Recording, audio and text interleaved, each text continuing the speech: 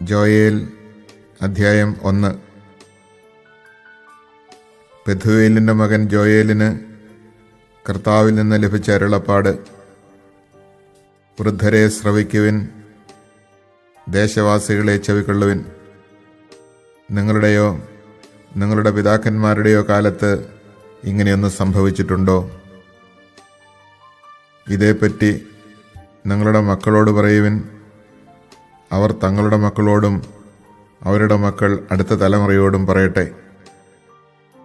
വിട്ടിൽ ശേഷിപ്പിച്ചത് വെട്ടുക്കിളി തിന്നു, വെട്ടുക്കിളി ശേഷിപ്പിച്ചത് പച്ചക്കുതിര തിന്നു, പച്ചക്കുതിര ശേഷിപ്പിച്ചത് കമ്പിളിപ്പുഴു തിന്നു.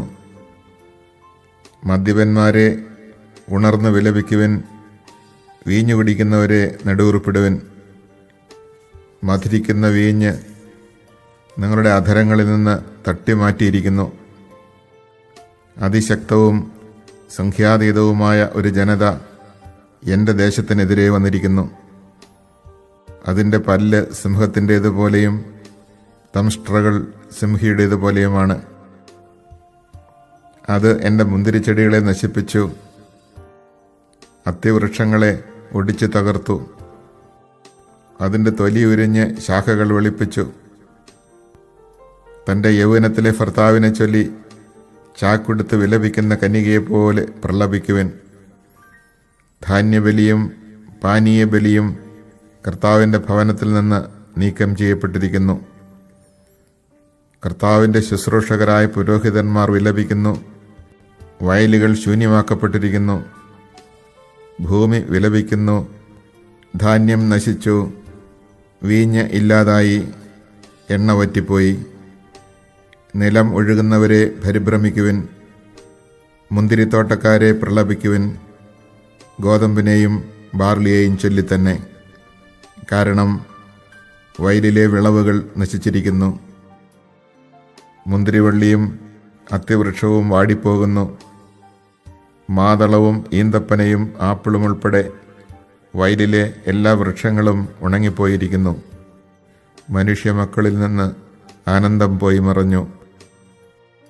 പുരോഹിതന്മാരെ ചാക്കുടുത്ത് വിലപിക്കുവിൻ, ബലിപീഠ ശുശ്രൂഷകരെ വിലപിക്കുവിൻ.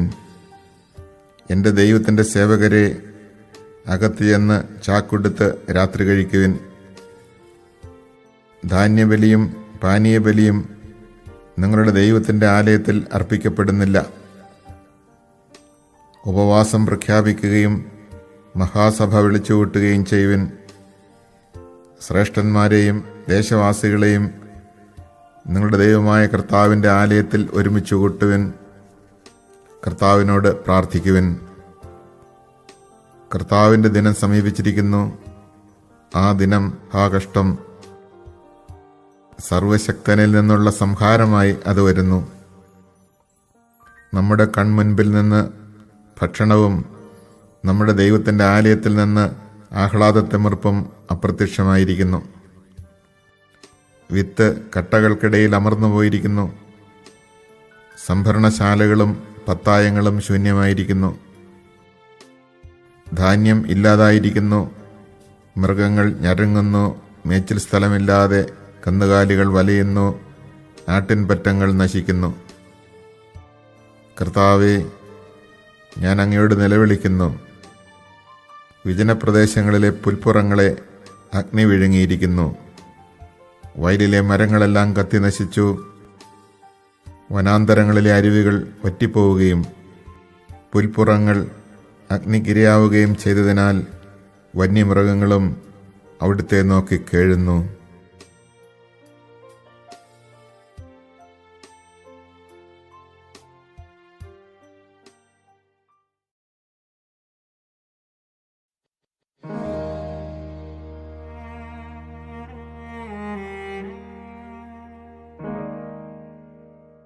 ജോയേൽ അധ്യായം 2. സിയോനിൽ കാഹളമൂതുവിൻ, എൻ്റെ വിശുദ്ധഗിരിയിൽ പെരുമ്പറ മുഴക്കുവിൻ. ദേശവാസികൾ സംഭ്രാന്തരാകട്ടെ. കർത്താവിൻ്റെ ദിനം ആഗതമായിരിക്കുന്നു, അത്യാസന്നമായിരിക്കുന്നു. അത് അന്ധകാരത്തിൻ്റെയും മനത്തകർച്ചയുടെയും ദിനമാണ്, കാർമേഘങ്ങളുടെയും കൂരിരുട്ടിൻ്റെയും ദിനം. ശക്തിയും പ്രതാപമുള്ള ഒരു ജനതതി അന്ധകാരം പോലെ പർവ്വതങ്ങളിൽ വ്യാപിച്ചിരിക്കുന്നു. ഇതുപോലൊന്ന് ഇതിനു മുൻപുണ്ടായിട്ടില്ല, തലമുറകളോളം ഇനി ഉണ്ടാവുകയുമില്ല. അവർക്ക് മുന്നിൽ വിഴുങ്ങുന്ന തീ, പിന്നിൽ ആളുന്ന തീ. അവർക്ക് മുന്നിൽ ദേശം ഏദൻ തോട്ടം പോലെ, പിന്നിൽ മരുഭൂമി പോലെയും. അവരുടെ ആക്രമണത്തിൽ നിന്ന് ഒന്നും രക്ഷപ്പെടുന്നില്ല. കുതിരകളെപ്പോലെ അവർ വരുന്നു, പടക്കുതിരകളെപ്പോലെ അവർ പായുന്നു. രഥങ്ങളുടെ ഇരമ്പലെന്ന് തോന്നുമാറ് അവർ മലമുകളിൽ കുതിച്ചു ചാടുന്നു.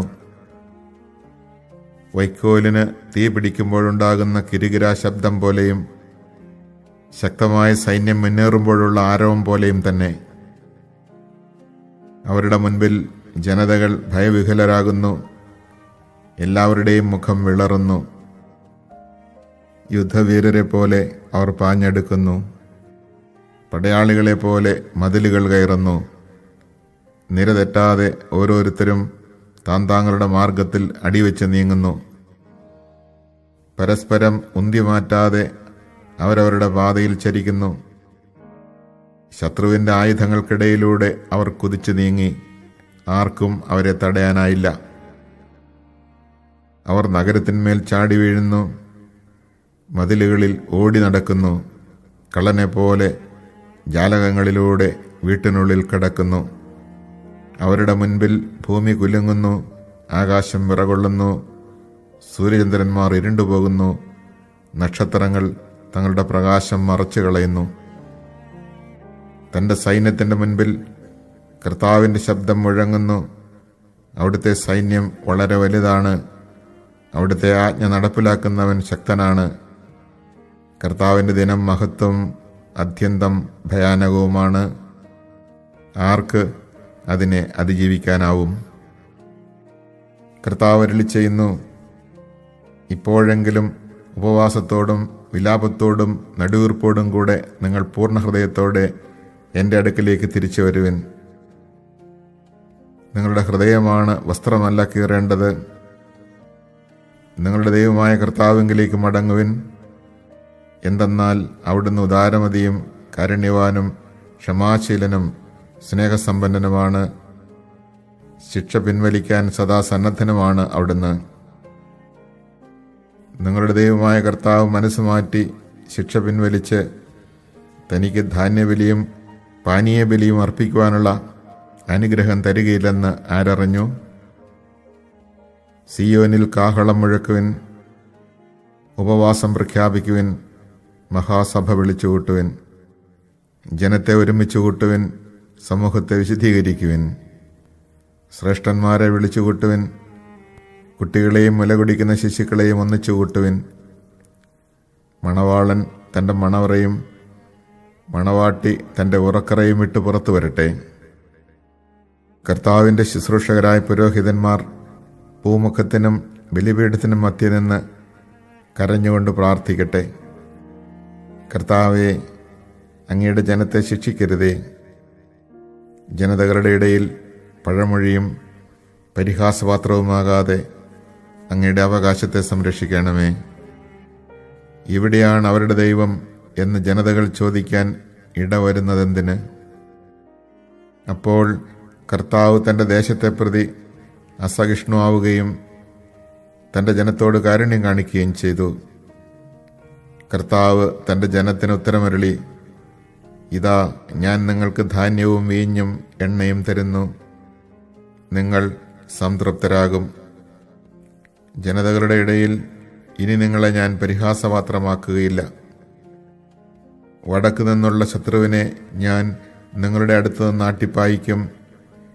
വരണ്ട് വിജനമായ ദേശത്തേക്ക് അവനെ ഞാൻ തുരത്തും. അവൻ്റെ സൈന്യത്തിൻ്റെ മുൻനിരയെ കിഴക്കൻ കടലിലും പിൻനിരയെ പടിഞ്ഞാറൻ കടലിലും ആഴ്ത്തും. തൻ്റെ ഗർവ്വ് നിറഞ്ഞ ചെയ്തികൾ നിമിത്തം അവൻ ദുർഗന്ധം വമിക്കും. ദേശമേ ഭയപ്പെടേണ്ട, ആഹ്ലാദിച്ചാനന്ദിക്കുക. കർത്താവ് വൻ കാര്യങ്ങൾ ചെയ്തിരിക്കുന്നു. വയലിലെ മൃഗങ്ങളെ പേടിക്കേണ്ട, മേച്ചിൽപ്പുറങ്ങൾ പച്ചപിടിച്ചിരിക്കുന്നു. വൃക്ഷങ്ങൾ ഫലം ചൂടുന്നു, അത്തിമരവും മുന്തിരിവള്ളിയും ഫലങ്ങൾ സമൃദ്ധമായി നൽകുന്നു. സിയോൻ മക്കളെ, ആനന്ദിക്കുവിൻ, നിങ്ങളുടെ ദൈവമായ കർത്താവിൽ സന്തോഷിക്കുവിൻ. അവിടുന്ന് നിങ്ങൾക്ക് യഥാകാലം ആവശ്യാനുസരണം ശരത്കാല വൃഷ്ടി നൽകും. പഴയതുപോലെ അവിടുന്ന് നിങ്ങൾക്ക് ശരത്കാല വൃഷ്ടിയും വസന്തകാല വൃഷ്ടിയും സമൃദ്ധമായി പെയ്ച്ചു തരും. മെതിക്കളങ്ങളിൽ ധാന്യം നിറയും, ചക്കുകളിൽ വീഞ്ഞും എണ്ണയും കവിഞ്ഞൊഴുകും. വിട്ടിൽ വെട്ടുക്കിളി, പച്ചക്കുതിര, കമ്പിളിപ്പുഴു എന്നിങ്ങനെ ഞാൻ അയച്ച മഹാസൈന്യങ്ങൾ നശിപ്പിച്ച് സംവത്സരങ്ങളിലെ വിളവുകൾ ഞാൻ തിരിച്ചു തരും. നിങ്ങൾ സമൃദ്ധമായി ഭക്ഷിച്ച് സംതൃപ്തിയടയും. നിങ്ങൾക്ക് വേണ്ടി അത്ഭുതങ്ങൾ പ്രവർത്തിച്ച നിങ്ങളുടെ ദൈവമായ കർത്താവിൻ്റെ നാമത്തെ സ്തുതിക്കുകയും ചെയ്യും. എൻ്റെ ജനത്തിന് ഇനിയൊരിക്കലും ലജ്ജിക്കേണ്ടി വരികയില്ല. ഞാൻ ഇസ്രായേലിൻ്റെ മധ്യേ ഉണ്ടെന്നും കർത്താവായ ഞാനാണ് നിങ്ങളുടെ ദൈവമെന്നും ഞാനല്ലാതെ മറ്റൊരു ദൈവമില്ലെന്നും അപ്പോൾ നിങ്ങൾ അറിയും. എൻ്റെ ജനത്തിന് ഇനിയൊരിക്കലും ലജ്ജിക്കേണ്ടി വരികയില്ല. അന്ന് ഇങ്ങനെ സംഭവിക്കും: എല്ലാവരുടെയും മേൽ എൻ്റെ ആത്മാവിനെ ഞാൻ വർഷിക്കും. നിങ്ങളുടെ പുത്രന്മാരും പുത്രിമാരും പ്രവചിക്കും. നിങ്ങളുടെ വൃദ്ധന്മാർ സ്വപ്നങ്ങൾ കാണും. യുവാക്കൾക്ക് ദർശനങ്ങളുണ്ടാവും. ആ നാളുകളിൽ എൻ്റെ ദാസന്മാരുടെയും ദാസിമാരുടെയും മേൽ എൻ്റെ ആത്മാവിനെ ഞാൻ വർഷിക്കും. ആകാശത്തിലും ഭൂമിയിലും ഞാൻ അത്ഭുതകരമായ അടയാളങ്ങൾ കാണിക്കും: രക്തവും അഗ്നിയും ധൂമപടലവും. കർത്താവിൻ്റെ മഹത്വം ഭയാനകവുമായ ദിനം ആഗതമാകുന്നതിന് മുൻപ് സൂര്യൻ അന്ധകാരമായും ചന്ദ്രൻ രക്തമായും മാറും. കർത്താവിൻ്റെ നാമം വിളിച്ചപേക്ഷിക്കുന്നവർ രക്ഷപ്രാപിക്കും. കർത്താവ് അരുളി ചെയ്തതുപോലെ സിയോൻ പർവ്വതത്തിലും ജെറൂസലമിലും രക്ഷപ്പെടുന്നവരുണ്ടാകും. കർത്താവ് വിളിക്കുന്നവർ അതിജീവിക്കും.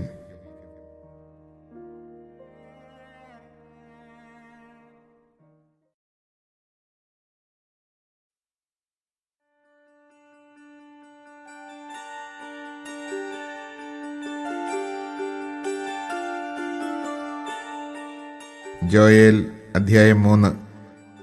ആ നാളുകളിൽ ഞാൻ യൂദായുടെയും ജെറുസലമിൻ്റെയും ഭാഗതയെ നിർണയിക്കുന്ന നാളുകളിൽ ഞാൻ എല്ലാ ജനതകളെയും ഒരുമിച്ച് കൂട്ടുകയും യഹോഷാഫാത്തിൻ്റെ താഴ്വരയിലേക്ക് കൊണ്ടുവരികയും ചെയ്യും. എൻ്റെ ജനവും അവകാശവുമായ ഇസ്രായേലിനെ പ്രതി ഞാൻ അവരെ അവിടെ വച്ച് വധിക്കും. എന്തെന്നാൽ അവർ എൻ്റെ ജനത്തെ ജനതകളുടെ ഇടയിൽ ചിതറിക്കുകയും എൻ്റെ ദേശം വിഭജിച്ചെടുക്കുകയും ചെയ്തു. എൻ്റെ ജനത്തിനു വേണ്ടി അവർ നറുക്കിട്ടു.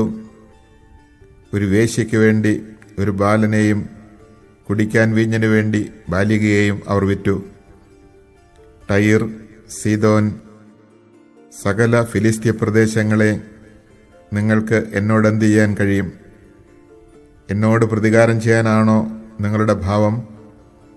എങ്കിൽ നിങ്ങളുടെ പ്രതികാരം നിങ്ങളുടെ തന്നെ തലയിൽ വേഗം ഞൊടിയിടയിൽ ഞാൻ പതിപ്പിക്കും.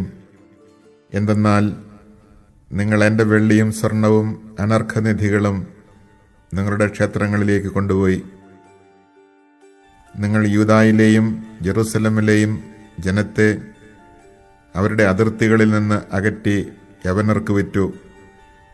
നിങ്ങൾ അവരെ വിറ്റ സ്ഥലത്തു നിന്ന് തന്നെ ഞാൻ അവരെ ഇളക്കി വിടുകയും നിങ്ങളുടെ പ്രവൃത്തികൾക്ക് നിങ്ങളുടെ തന്നെ തലയിൽ പകരം വീട്ടുകയും ചെയ്യും. ഞാൻ നിങ്ങളുടെ പുത്രന്മാരെയും പുത്രിമാരെയും യൂദായുടെ സന്തതികൾക്ക് വിൽക്കും. യൂദാ സന്തതികൾ അവരെ വിദൂരത്തുള്ള സബേയർക്ക് വിൽക്കും. കർത്താവ് അരുളി ചെയ്തിരിക്കുന്നു. ജനതകളുടെ ഇടയിൽ വിളംബരം ചെയ്യുവിൻ, യുദ്ധത്തിനൊരുങ്ങുവിൻ, ശക്തന്മാരെ ഉണർത്തുവിൻ, സകല യോദ്ധാക്കളും ഒരുമിച്ച് ചേർന്ന് മുന്നേറട്ടെ. നിങ്ങളുടെ കൊഴുവാളായും വാക്കത്തി കുന്തമായും രൂപാന്തരപ്പെടുത്തുവിൻ. താനൊരു യോദ്ധാവാണെന്ന് ദുർബലൻ പറയട്ടെ. ചുറ്റുമുള്ള സകല ജനതകളെ ഓടിവരുവിൻ, അവിടെ ഒരുമിച്ച് കൂടുവിൻ. കർത്താവേ, അങ്ങയുടെ സൈന്യത്തെ അയക്കണമേ. ജനതകൾ ഉണർന്ന യഹോഷാഫാത്തിന്റെ താഴ്വരയിലേക്ക് വരട്ടെ. അവിടെ ചുറ്റുമുള്ള സകല ജനതകളെയും വിധിക്കാൻ ഞാൻ ന്യായാസനത്തിൽ ഉപവിഷ്ടനാകും. അരിവാളെടുക്കുവിൻ, വിളവ് പാകമായിരിക്കുന്നു. ഇറങ്ങി ചവിട്ടുവിൻ, മുന്തിരിച്ചക്ക് നിറഞ്ഞിരിക്കുന്നു. തൊട്ടികൾ നിറഞ്ഞൊഴുകുന്നു. അവരുടെ ദുഷ്ടത അത്രയ്ക്ക് വലുതാണ്. വിധിയുടെ താഴ്വരയിൽ അതാ ജനസഞ്ചയം. വിധിയുടെ താഴ്വരയിൽ കർത്താവിൻ്റെ ദിനം അടുത്തിരിക്കുന്നു. സൂര്യനും ചന്ദ്രനും ഇരുണ്ടുപോകുന്നു. നക്ഷത്രങ്ങൾ തങ്ങളുടെ പ്രകാശം മറച്ചുവെക്കുന്നു. കർത്താവ് സിയോനിൽ നിന്ന് ഗർജിക്കുന്നു. ജെറുസലമിൽ നിന്ന് അവിടുത്തെ ശബ്ദം മുഴങ്ങുന്നു. ആകാശവും ഭൂമിയും പ്രകമ്പനം കൊള്ളുന്നു. എന്നാൽ കർത്താവ് തൻ്റെ ജനത്തിന് അഭയമാണ്, ഇസ്രായേൽ ജനത്തിന് ശക്തിദുർഗം. എൻ്റെ വിശുദ്ധ പർവ്വതമായ സിയോനിൽ വസിക്കുന്ന നിങ്ങളുടെ ദൈവമായ കർത്താവാണ് ഞാനെന്ന് നിങ്ങൾ അറിയും. ജെറുസലേം വിശുദ്ധമായിരിക്കും. അന്യർ ഇനി ഒരിക്കലും അതിലൂടെ കടന്നു പോവുകയില്ല. അന്ന് പർവ്വതങ്ങളിൽ നിന്ന് മധുര വീഞ്ഞ് ഇറ്റുവീഴും. കുന്നുകളിൽ നിന്ന് പാലൊഴുകും. യൂദായിലെ അരുവികളിൽ ജലം നിറയും. കർത്താവിൻ്റെ ആലയത്തിൽ നിന്ന് ഒരു നീരുറവ പുറപ്പെട്ട് ഷിത്തിം താഴ്വരയെ നനയ്ക്കും. യൂദായിലെ ജനത്തോട് അക്രമം പ്രവർത്തിക്കുകയും അവരുടെ ദേശത്ത് വെച്ച് നിഷ്കളങ്ക രക്തം ചിന്തുകയും ചെയ്തതുകൊണ്ട് ഈജിപ്ത് ശൂന്യമാവുകയും ഏദോം നിർജ്ജനഭൂമിയാവുകയും ചെയ്യും. എന്നാൽ യൂദായും ജെറുസലേമും തലമുറകളോളം അധിവസിക്കപ്പെടും. അവരുടെ രക്തത്തിന് ഞാൻ പ്രതികാരം ചെയ്യും. കുറ്റവാളികളെ ഞാൻ വെറുതെ വിടുകയില്ല. കർത്താവ് സിയോനിൽ വസിക്കുന്നു.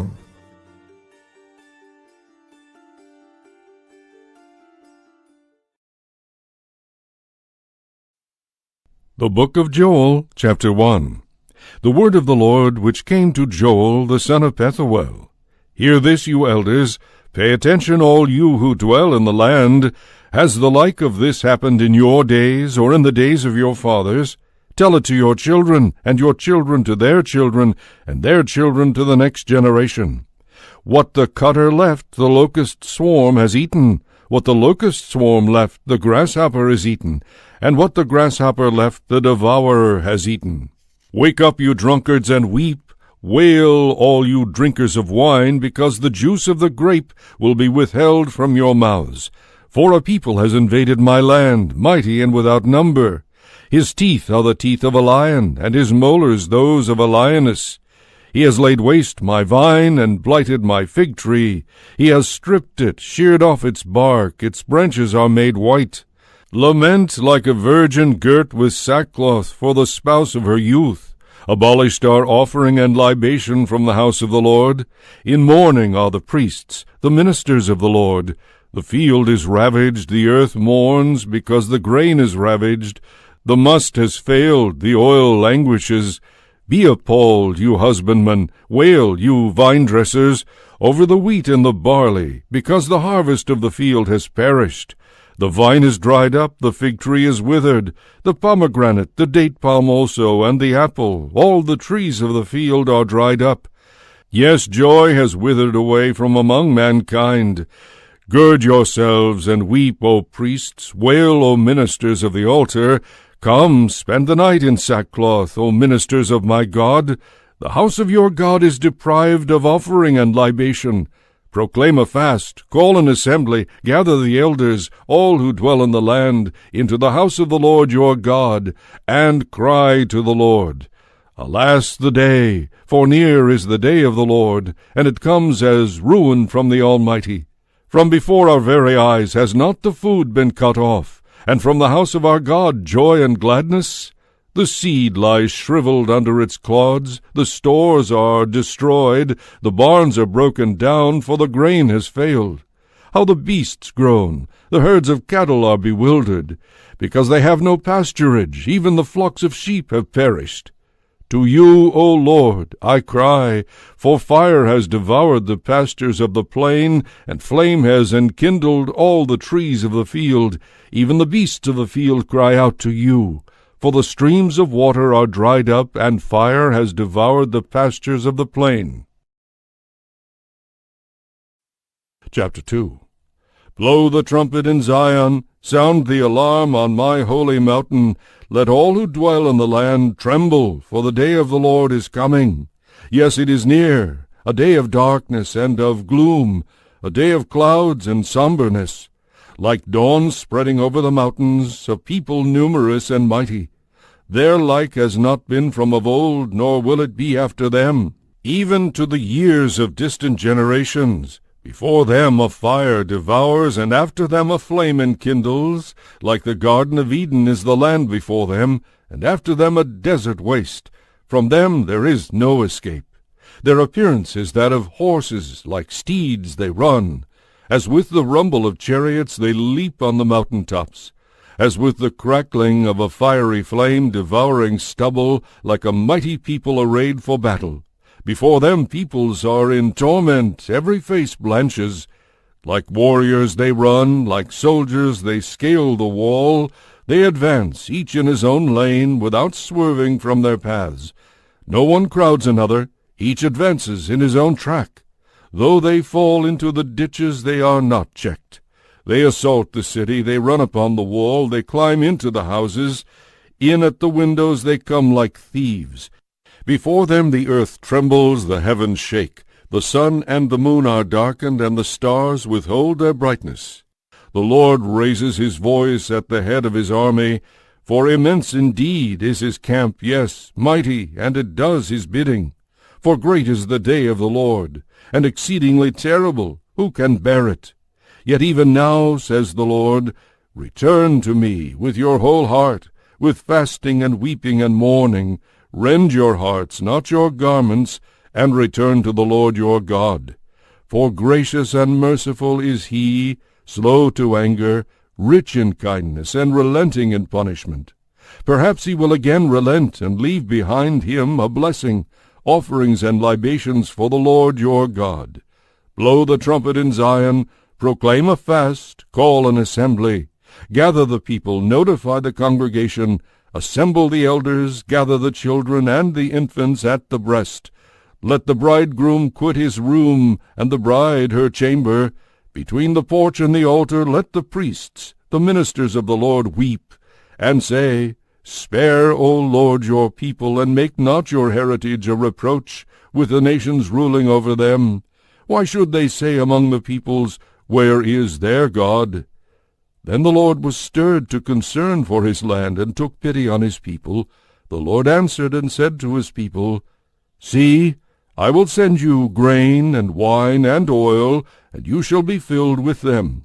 No more will I make you a reproach among the nations.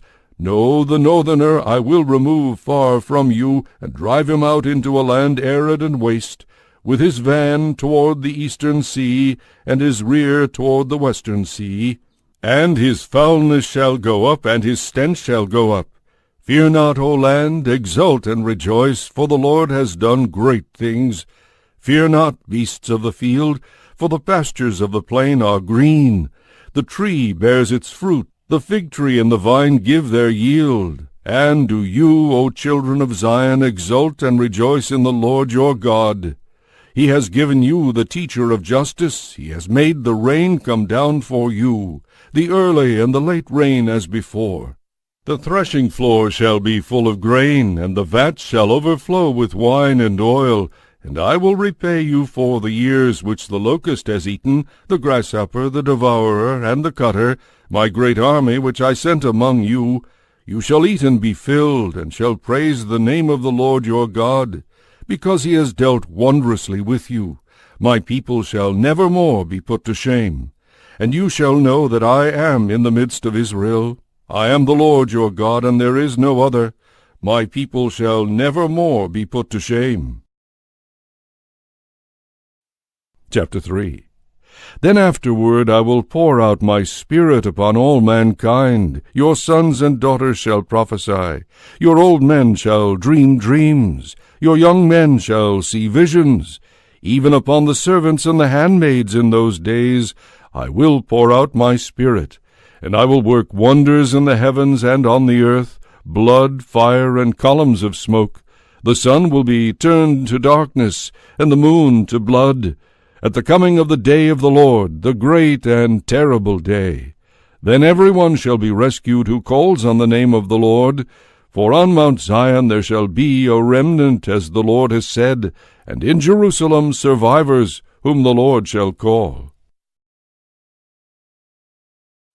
Chapter 4.